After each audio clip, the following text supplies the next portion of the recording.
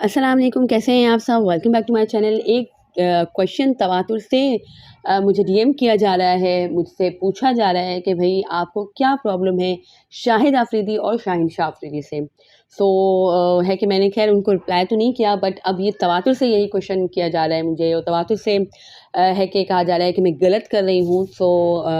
मैंने कहा कि मैं यहीं पे इस चीज़ को क्लैरिफ़ाई कर दूँ कि भाई I did not have any problem with Shaheen और शाहिद आफरीदी से। तो ख़ैर जो भी उन्होंने हरकतें की थी इन हिज़ करियर, उस वजह से मुझे थोड़ा-सा ख़ैर मलाल था मेरे दिल में, बट स्टिल है कि चलो अब जो हो चुका वो हो चुका। तो मैं उन्हें बहुत रिस्पेक्ट पे करती थी, आप मेरी वीडियो से भी देख लें, अभी भी ख़ैर करती हूँ। बट जो चीज़ मेरे पाकिस्तान के हक़ में बेहतर नहीं होगी, या जो चीज़ मेरे पाकिस्तान क्रिकेट के हक़ में बेहतर नहीं होगी, मैं किस तरह से उसको प्रेज़ कर सकती हूँ, मैं किस तरह से उसे रिस्पेक्ट पे कर सकती हूँ। अगर मैं ऐसे ही नॉर्मली जस्ट दिखावे की रिस्पेक्ट में पे कर भी दूँ, तो भी दिल से नहीं कर सकूँगी, and I am not that kind of person. मुझे शाहीन शाह अफरीदी से कोई प्रॉब्लम नहीं थी। लिटरली मुझे कोई प्रॉब्लम नहीं थी। आप मेरी वीडियोज़ उठा के देख चुके हैं, जितना मैं फ़ख्र करती थी उस पे और जितना मैं उसको एडमायर करती थी। बाबर रिज़वान शाहीन हमेशा मेरी गुफ्तगू में यही 3 जाने शामिल होते थे। ये पाकिस्तान के फैंटास्टिक 3 मैं उनको कहती थी।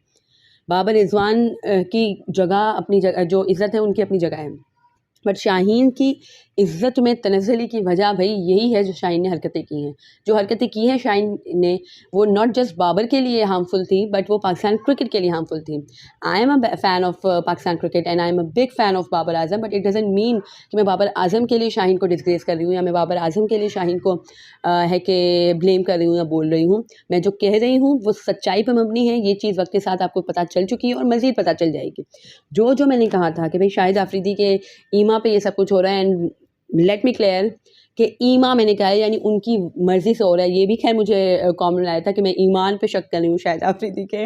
सो दैट इज़ नॉट ईमान, दैट्स ईमा। ये उर्दू का वर्ड है और उसका मतलब ये है कि भई शाहिद आफरीदी की मर्ज़ी से ये सब कुछ हो रहा है। वो चाहते हैं कि ये सब कुछ हो।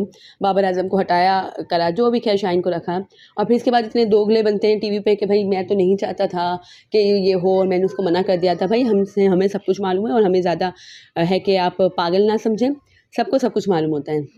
सो coming back to the main point कि भाई मुझे शाहीन से कोई प्रॉब्लम नहीं थी, पर शाहीन ने जो किया है बाबर आज़म के साथ और पाकिस्तान क्रिकेट के साथ और पाकिस्तान क्रिकेट टीम की यूनिटी के लिए बहुत ही ज़्यादा हार्मफुल है। वो हमें नज़र आ रहा है।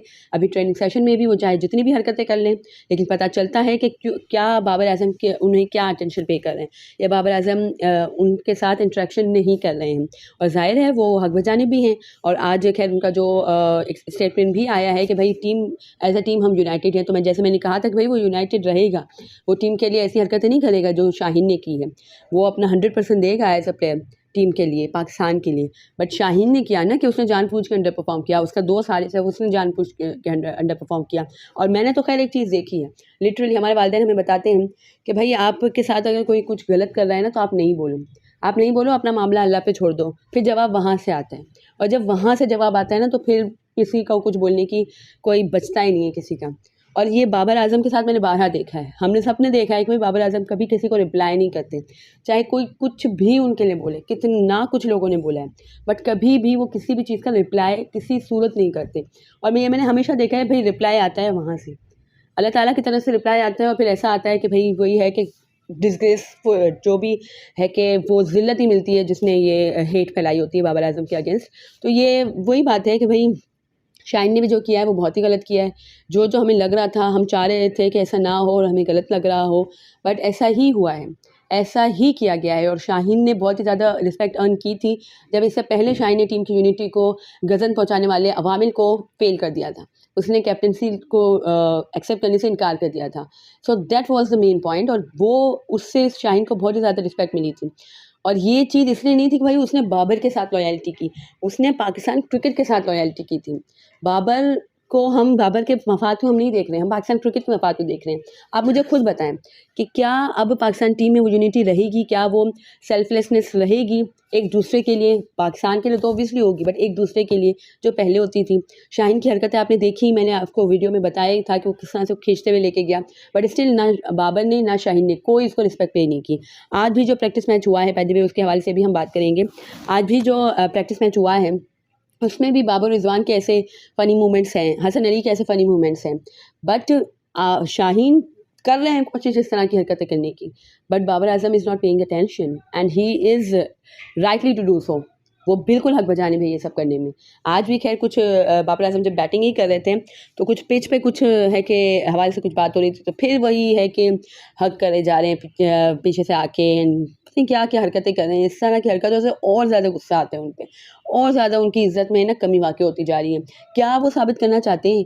उस दिन भी उन्होंने जो हरकत की, आप देख लें जाके सोशल मीडिया पे, हर किसी ने उन्हें ट्रोल ही किया है कि भई आप क्यों इस तरह से कर रहे हो, और सच्चाई की मोहर लगा दी आपने।